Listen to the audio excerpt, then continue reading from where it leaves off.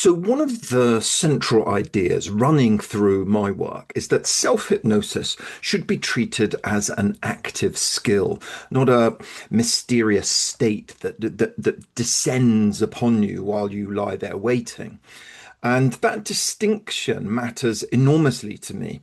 For years, hypnosis has often been presented as something that a hypnotist does to another person. The hypnotist possesses the power, delivers the special words, and somehow slips past the critical faculty to reprogram the hidden control room of the subconscious mind. And I appreciate that this sounds wonderfully dramatic. It's certainly more glamorous than me saying, you'll need to pay attention, engage your imagination, and engage with the suggestions. Expect them to be effective, and then practice and systematically reflect afterwards. But this skill-based account is more consistent with a great deal of contemporary hypnosis research. It's also rather more respectful and, I would argue, considerably more useful. When you engage in self-hypnosis, you are not simply a passive recipient. You are doing something. You are directing your attention. You are interpreting the self-suggestions and the self-directed instructions. You are self-regulating. You are generating imagery. You're generating sensations, drawing upon memories and framing ideas. You're forming expectations, you're experimenting with different cognitive strategies and learning how to become more absorbed in the experience and more besides.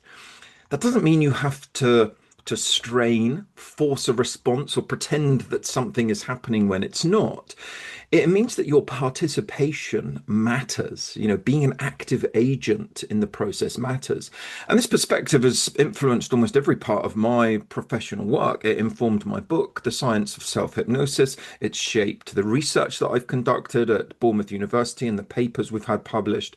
It affects the way I create hypnosis audio programs, the way I teach students at my hypnotherapy training college, and the way I encourage people to evaluate and develop their own self-hypnosis practice. So, instead of asking, did I go deep enough? Was I properly under? Did I enter the correct state? I encourage people to ask much more useful questions. How did I direct my attention? What did I expect to happen? How did I represent the suggestion in my mind? Which mental strategy did I use? What did I believe would happen? What changed when I became more involved in the experience?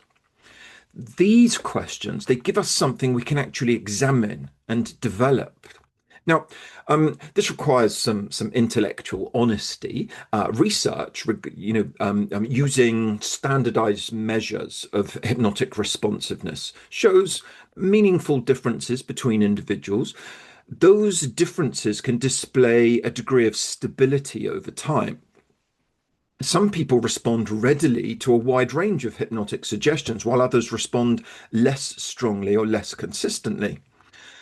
The skill perspective that I'm advocating here, it doesn't require us to deny that evidence, nor should we make the extravagant claim that everybody can be trained to produce every hypnotic response. But the existence of relatively stable individual differences does not settle every question about self-hypnosis. It doesn't tell us that every response to every suggestion is permanently fixed. It does not eliminate the influence of expectancy and motivation and attention and interpretation and rapport with heterohypnosis or context or the particular strategy someone uses. It does not mean that practice and training are irrelevant. And it certainly doesn't mean that one disappointing experience tells you everything about your capacity to benefit from self-hypnosis. A score on a standardized hypnotizability scale, a response to a particular suggestion and a meaningful therapeutic outcome are related questions, but they're not identical questions. Someone might not experience a dramatic hand levitation, for example. yet still learn to use self-hypnosis effectively to manage anxiety, alter an unhelpful habit, or cope more comfortably with pain. Equally, someone may respond impressively to a laboratory suggestion without automatically knowing how to apply self-hypnosis constructively in their everyday life. It's certainly something I've experienced in the psychology labs at Bournemouth University. And that brings me on to an important qualification, because describing self-hypnosis as a skill, which is what I'm doing, gives the individual greater agency and responsibility. But it must never become an excuse to blame them. If somebody doesn't respond, we don't declare you failed to hypnotize yourself. You failed. You're rubbish. That's intellectually lazy. It's potentially damaging. A more constructive response is to investigate what happened. Were the instructions clear? Did the person understand what was being asked of them? Were the suggested experiences meaningful or suitable for them? Were they expecting hypnosis to feel like sleep, unconsciousness, or a loss of control? Were they using a mental strategy that suited the way they naturally think and imagine? Were they so busy monitoring and judging their response that they just couldn't become absorbed in it? And if they're working one to one, could the hypnotist or the recording or the self have communicated the suggestion more effectively? So a skill-based model distributes responsibility. The participant, the individual contributes, but so do the quality of the instructions, the guidance, the therapeutic relationship, the context, the design of the exercise. That's why I wouldn't want people grading every hypnosis session as either a triumph or a failure. I'd much rather they approached it as an experiment, to notice what happens, to adjust the strategy, to personalize the imagery, to practice directing attention, to be curious about small responses instead of demanding theatrical ones. Learn what helps you engage more fully, and help absorb you in the reality. A subtle change in muscle tension, an altered emotional response, a shift in perspective, or a greater sense of control may be far more useful than feeling as though you've disappeared into some spectacular trance.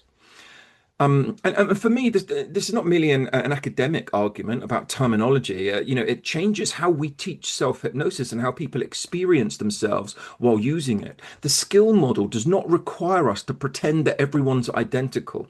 It asks us to stop treating a score or a disappointing experience as the final word on what somebody can learn and how they can develop. It moves away from mystification and towards education, away from passive dependence towards informed participation, away from did hypnosis happen to me, and towards how can I become better at using these psychological processes. So that is why I teach self-hypnosis as a skill. If you'd like to explore this perspective in greater depth, you can read my published research with Ben Paris. You can take a look at my book, The Science of Self-Hypnosis. Visit my website to explore my evidence-based self-hypnosis teaching and programs. And the next time you practice, don't approach it as an examination you might fail. Approach it as a skill that you're learning and an experiment from which you can learn.